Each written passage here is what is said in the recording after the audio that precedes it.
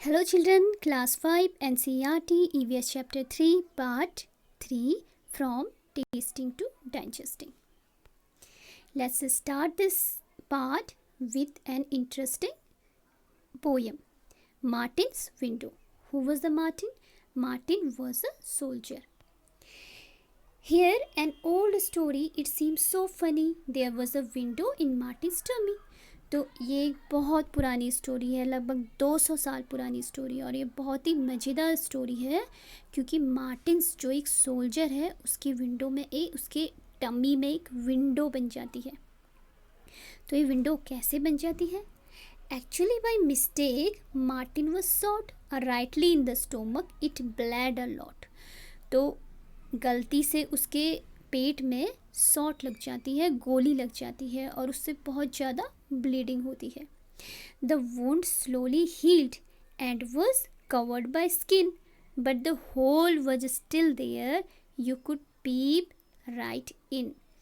तो उसका जो वुंड है, घाव है, वो तो धीरे धीरे ठीक हो जाता है, हील हो जाता है और वहाँ पे एक स्किन का कवर भी बन जाता है, लेकिन जो होल है वहीं पे रह जाता है और उस होल से आप झांक भी सकते हैं, like this boy peeping outside through the hole. Oh, what a chance for doctor to study what happens to the food inside the body. तो बच्चों, डॉक्टर्स को एक चांस मिल जाता है, गोल्डन चांस, कि अब वो फूड के एक्सपेरिमेंट कर सकते हैं और बॉडी के अंदर देख सकते हैं। Story seems odd, but it is really true. The secret of the Martin's stomach helped us all, me and you. ये स्टोरी थोड़ी सी और अजीब सी ज़रूर लगती है, लेकिन ये बहुत सही है, बहुत सच्ची है, क्योंकि मार्टिन्स के स्टोमक में जो भी एक्सपेरिमेंट किए गए वो सीक्रेट हम सब के लिए हेल्पफुल हुए हैं, आपके लिए, मेरे लिए और हम सब के लिए। This is the picture of Martin and you can see clearly the hole in his stomach. Story stomach with a window. तो बच्चों, आपने इस पोएम में पढ़ा कि मार्टिन क्या है? एक सोल्जर है और इन 1822 he was 18 year old and was very healthy. तो लगभग around 200 year ago Martin was a soldier. He was 18 year old in 1822 and he was very healthy. But that time he was mistakenly shot. उसे गलती से गोली लग जाती है उसके पेट में और क्या होता है कि उसमें से बहुत ज़्यादा ब्लीडिंग होने लग जाती है और उसे ट्रीटमेंट के लिए डॉक्टर को बुलाया जाता है और डॉक्टर का नाम था डॉक्टर ब्यूमॉन्ट, विलियम ब्यूमॉन्ट। तो विलियम ब्यूमॉन्ट उसको ट्रीटमेंट देते हैं, उसके अच्छे से इलाज करते हैं और लगभग 1.5 साल बाद 1.5 ईयर लेटर डॉक्टर को पता चलता है कि मार्टिन तो ठीक हो चुका है, वुंड जो है हील हो चुका है, लेकिन उसकी स्टोमक में एक होल रह गया है और जो होल है वो कवर्ड होता है किससे? स्किन के एक फ्लैप से, लूज फ्लैप ऑफ स्किन, और वो कैसा है? जैसे फुटबॉल का वॉशर होता है।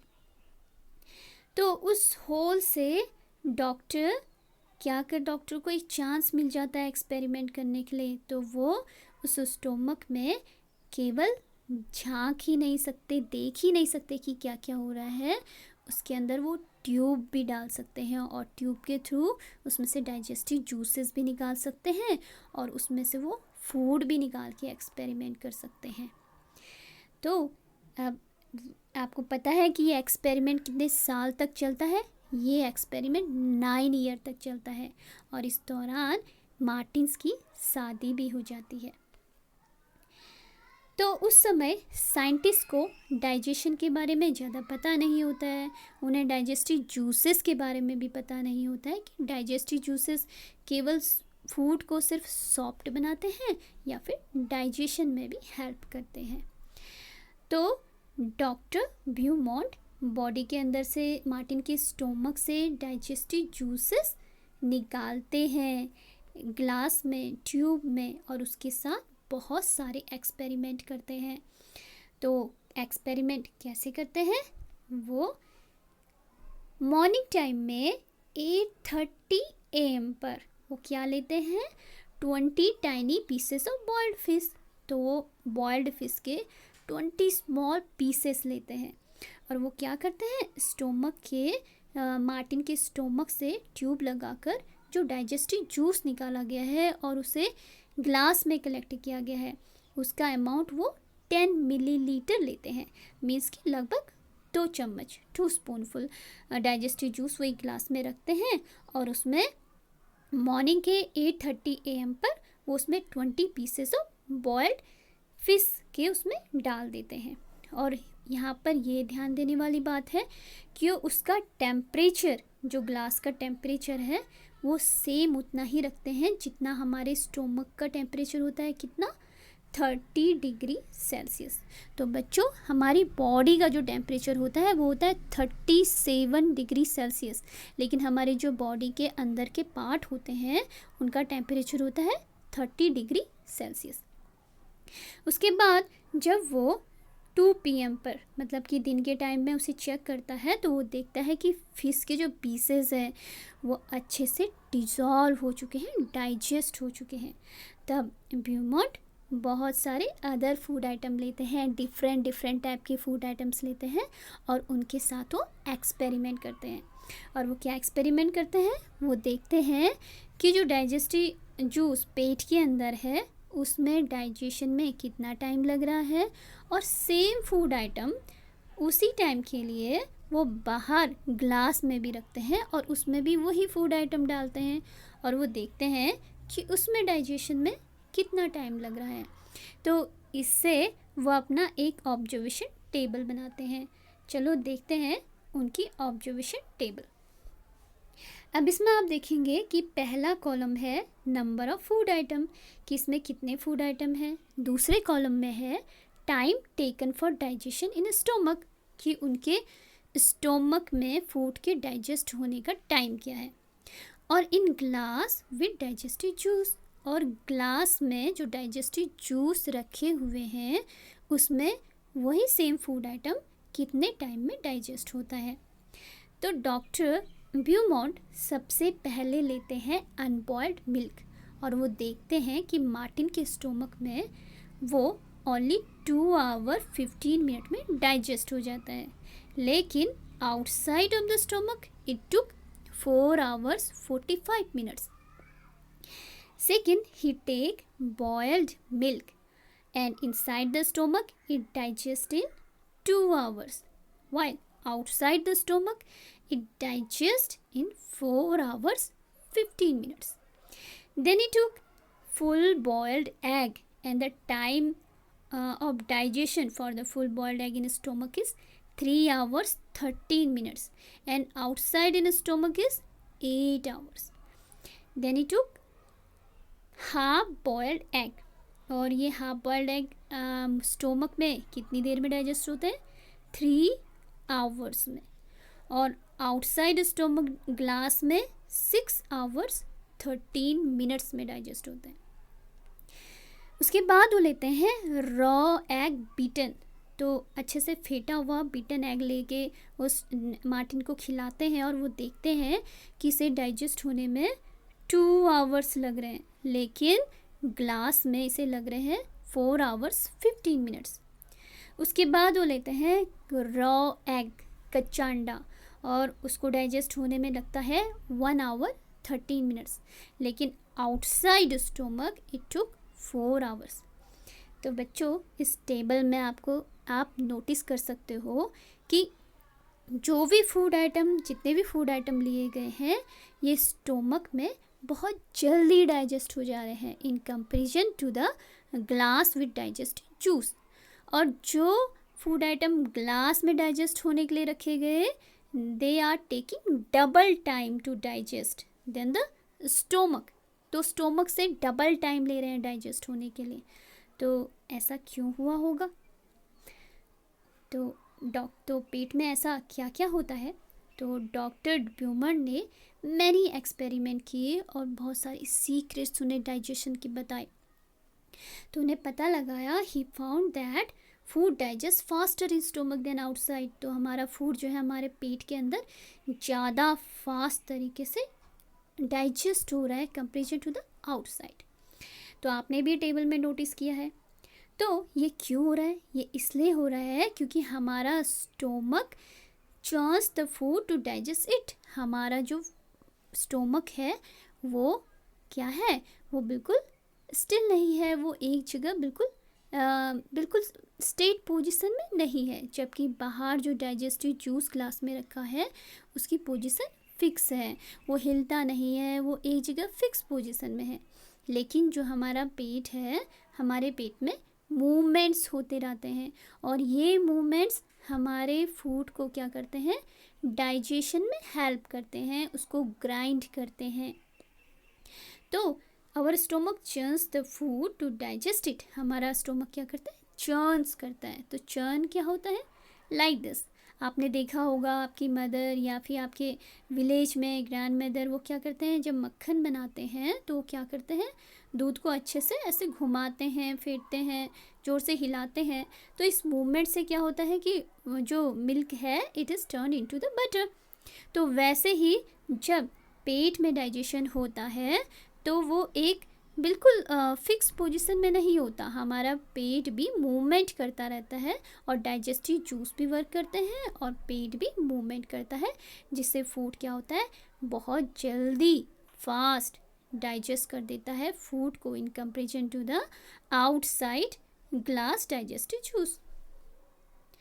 तो बच्चों, डॉक्टर ब्यूमेंट ने ये भी बताया कि हमारे पेट में जो डाइजेस्टिव जूसेस हैं दे आर एसिडिक। वो एसिडिक हैं और वो एसिडिक इसलिए हैं क्योंकि उनसे क्या होता है? जो फूड में बैक्टीरियाज वगैरह हैं किल कर देता है। तो आपने बहुत बार सुना होगा, बहुत लोग कहते हैं कि हमको एसिडिटी हो गई है, हमें क्या हो गया है? एसिडिटी हो गई है, तो हमारे पेट में जलन हो रही है, दर्द हो रही है। तो ये एसिडिटी होती क्या है और ये कैसे होती है?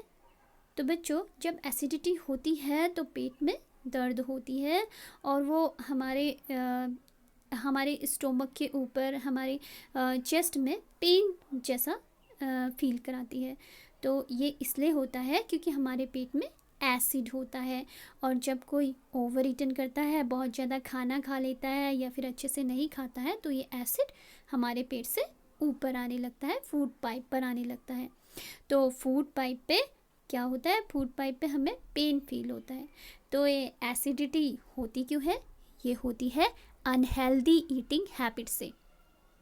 अब ये अनहेल्दी ईटिंग हैबिट क्या है? ये कैसी आदतें हैं? ये आदतें हैं बच्चों, स्कीपिंग मील और ईटिंग एट इरेगुलर टाइम, कि खाने को छोड़ देना। हमने कहा कि नहीं, हम डिनर नहीं खाते, आपने कहा नहीं मॉर्निंग में हम ब्रेकफास्ट नहीं खाएंगे, या फिर आप इरेगुलर टाइम में खाना खा रहे हैं, आप कभी भी कुछ भी खा लेते हैं और खाने के समय में खाना नहीं खाते हैं।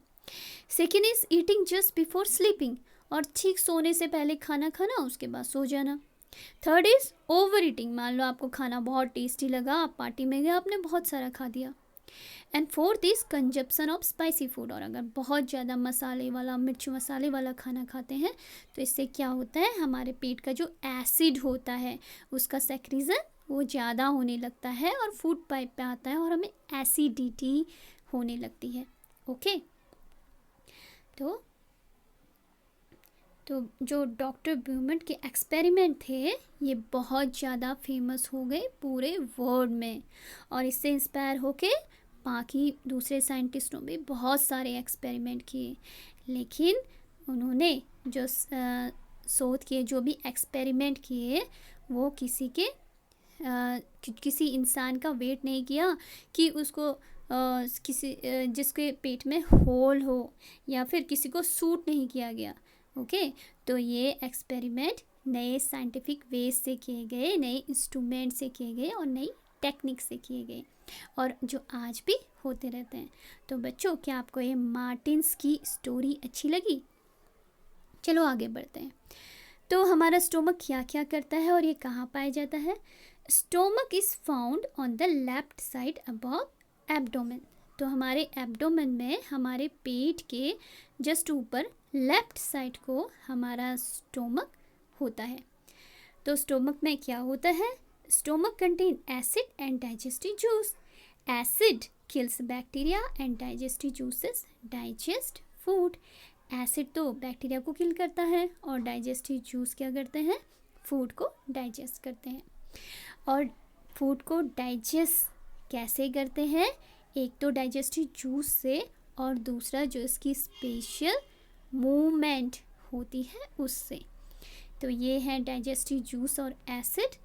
और इसका मूवमेंट कैसा होता है, इसका मूवमेंट होता है एक्सपाई the expansion and contraction movement of muscular wall of stomach help to grind and churn the food into smaller particles and pushes into small intestine।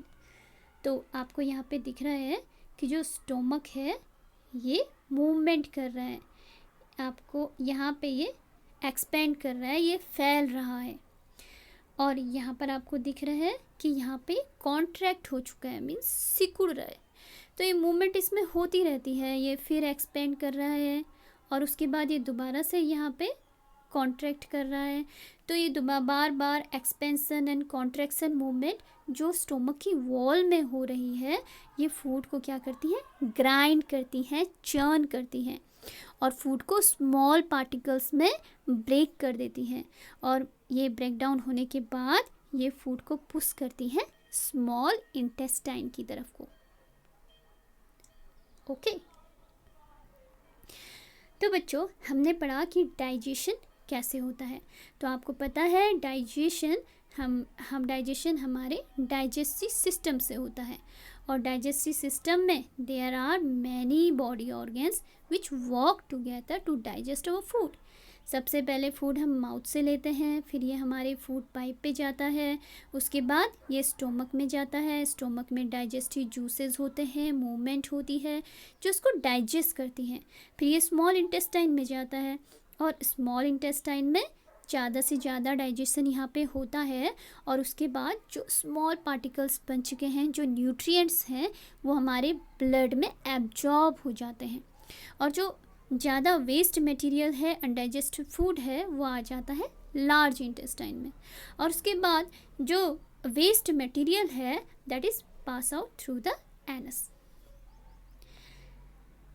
तो what is the digestion? Digestion जैसे हमने बताया, digestion होता है large food item को small particles में break down कर देना, तोड़ देना, जिससे कि छोटे पार्टिकल्स हमारी ब्लड में एब्जॉर्ब हो जाएं और ऐसे पार्टिकल्स हों जो ब्लड के मीडियम में सॉल्युबल हों, घुल जाएं। तो वो जब सॉल्युबल बन जाएंगे और स्मॉल होके सॉल्युबल बन जाएंगे, हमारे ब्लड में चले जाएंगे, तो हम उसे, इस प्रोसेस को हम डाइजेशन कहेंगे। और इससे ही हमें अपने डेली जीवन में काम करने की एनर्जी मिलेगी। Good food and good health. Doctor Aparna has 2 patients, Rasmi and Kailas. Dr. Aparna talked to them to find out more about them. Read what the doctor found. तो डॉक्टर अपर्णा के पास 2 patient आए, एक है रश्मि और एक है कैलाश। तो वो उनसे पूछती है, चलो उसके बारे में पता करते हैं कि उनको क्या क्या पता चला। तो ये बच्चा कैलाश है जिसकी एज है 7 ईयर, लेकिन ये अपनी एज से बड़ा दिखाई देता है और इसकी बॉडी बहुत ज़्यादा फैटी है, ये बहुत मोटा है और हमेशा इसके पैरों में दर्द रहता है और वो ज़्यादा एक्टिव भी नहीं है। और he goes to school by bus, वो स्कूल बस से जाता है और मोस्टली वो टाइम अपना टीवी देखने में स्पेंड करता है। तो उसका फूड क्या क्या है? He does not like to eat home cooked food like dal and rice. और उसे घर का खाना, दाल राइस खाना बिल्कुल पसंद नहीं है। वेजिटेबल रोटी उसे खाना बिल्कुल पसंद नहीं है।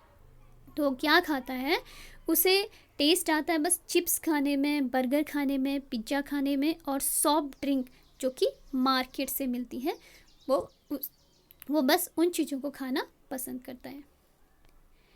Second is this girl name is Rashmi and she is 5 year old and she looks about 3 year old। तो वो बस 3 year old लगती है, तो 5 साल की लगती, लेकिन लगती है वो 3 साल की। And she has very thin arms, उसके हाथ और पैर बहुत पतले हैं। पॉट बेली मतलब उसका पेट बाहर को निकला हुआ है बैलून की तरह, तो उसे हम पॉट बेली कहते हैं।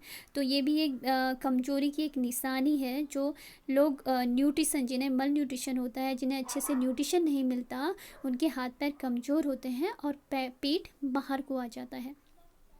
सी ऑलवेज फील टायर्ड, उसे हमेशा क्या लगता है, उसमें थकान लगती है और वो रेगुलरली स्कूल भी नहीं जाती है। And she does not have strength even to play, यहाँ तक कि उसके पास खेलने के लिए भी स्ट्रेंथ नहीं है, ताकत नहीं है। She is lucky, what is her food, she is lucky if she can get a little rice और roti to eat in the whole day. तो वो लकी होती है अगर उसे दिन भर में, होल डे, एक दिन में उसे इनफ राइस और रोटी भी मिल जाती खाने के लिए। तो मार्केट की चीज़ों को तो आप पूछिए ही नहीं, वो बच्ची लकी हो जाती इसी बात से कि अगर उसे प्रॉपर खाना मिल जाता, पेट भर खाना मिल जाता दिन के लिए। सो डॉक्टर अपर्णा उनकी हाइट और वेट दोनों बच्चों की मेजर करती है और वो बताती है कि इसका सिर्फ एक ही ट्रीटमेंट है, इलाज है, और वो क्या है, दैट इज़ प्रॉपर फूड। अब बच्चे, प्रॉपर फूड क्या है? Proper food means food which contain all nutrients. It should have carbohydrate, protein, fat, vitamin, minerals. It should have meal, cereals, fruit, vegetable and water. तो proper food वो है जिससे हमें सारी न्यूट्रिएंट्स मिलें। Nutrients means carbohydrate, protein, fat, vitamin, minerals. और वो हमें किनसे मिलेंगे? जब हम सभी तरह का खाना खाएंगे, जब हम दालें खाएंगे, सीरियल्स खाएंगे, हम अनाज खाएंगे और हम फ्रूट्स खाएंगे, वेजिटेबल खाएंगे, वाटर खाएंगे। Okay, then it will called a proper food. Proper food, every child's right. You have read about two children. One is Kailash, who does not like homemade food, and other is Rasmi, who does not even get one proper meal a day. About half of the children of our country are like Rasmi. They don't get enough food. They need to grow and develop properly. तो बच्चों, आपने यहाँ दो बच्चों के बारे में पढ़ा, कैलाश और रश्मि के बारे में। कैलाश को तो अंदर का खाना पसंद नहीं है, घर का खाना, होममेड खाना, वो मार्केट की चीज़ें खाता है। और रश्मि उन बच्चों में से है जिन बच्चों को दिन भर इतना उचित मात्रा में खाना नहीं मिल पाता कि उनका पेट भी भर सके। तो हमारी कंट्री में आधे बच्चे करीब ऐसे हैं, रश्मि के जैसे हैं, जिनको इनफ फूड नहीं मिल पाता, जिससे उनकी ग्रोथ अच्छे से नहीं होती, उनका डेवलपमेंट अच्छे से नहीं हो पाता। और वो बच्चे कैसे होते हैं? वो वीक होते हैं, वो अक्सर बीमार पड़ जाते हैं, स्कूल अटेंड नहीं करते हैं। तो क्या ऐसा होना चाहिए? No, because it is the right of every child to get proper nutrition, to get proper food. ऐसा नहीं होना चाहिए, क्योंकि हमारी कंट्री में यह हर एक बच्चे का अधिकार है कि उसे प्रॉपर फूड मिले, उसे प्रॉपर न्यूट्रिशन मिले, क्योंकि तभी हमारा देश आगे विकास कर सकता है। Think and discuss. Do you know any child who does not get enough to eat in whole day? And what are the reason for this?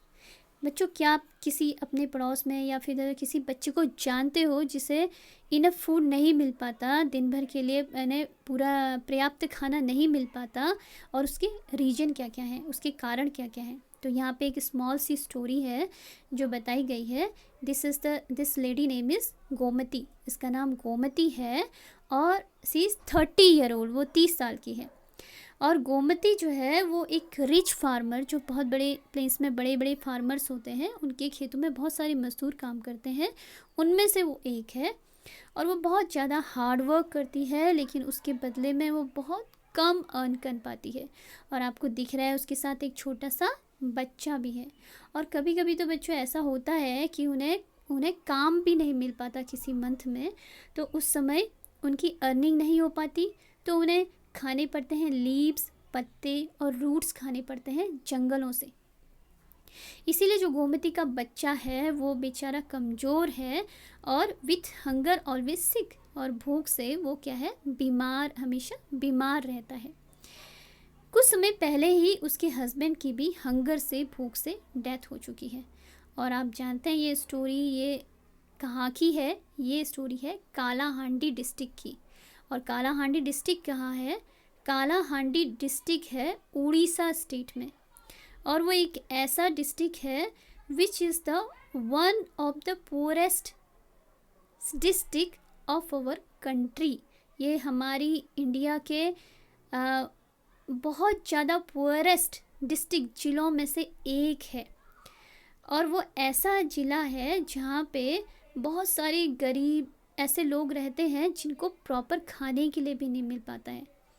लेकिन वहाँ की कालाहांडी की जो राइस है, राइस वहाँ पे इतना ज़्यादा फार्म है, राइस इतना ज़्यादा होता है वहाँ पे उस स्टेट में कि वहाँ से राइस दूसरे स्टेट में भी भेजा जाता है। और मैनी टाइम्स क्या होता है कि जो rice keep lying in the godown gate spoiled. बहुत समय जो गोडाउन में, स्टोर हाउस में जो रखे जाते हैं, राइस के बोरे रखे जाते हैं, यहाँ तक कि वो बहुत समय तक रखे जाने के कारण ख़राब भी हो जाते हैं। लेकिन फिर भी वो राइस उन गरीब लोगों को नहीं मिल पाता है जो भूख से मर रहे हैं।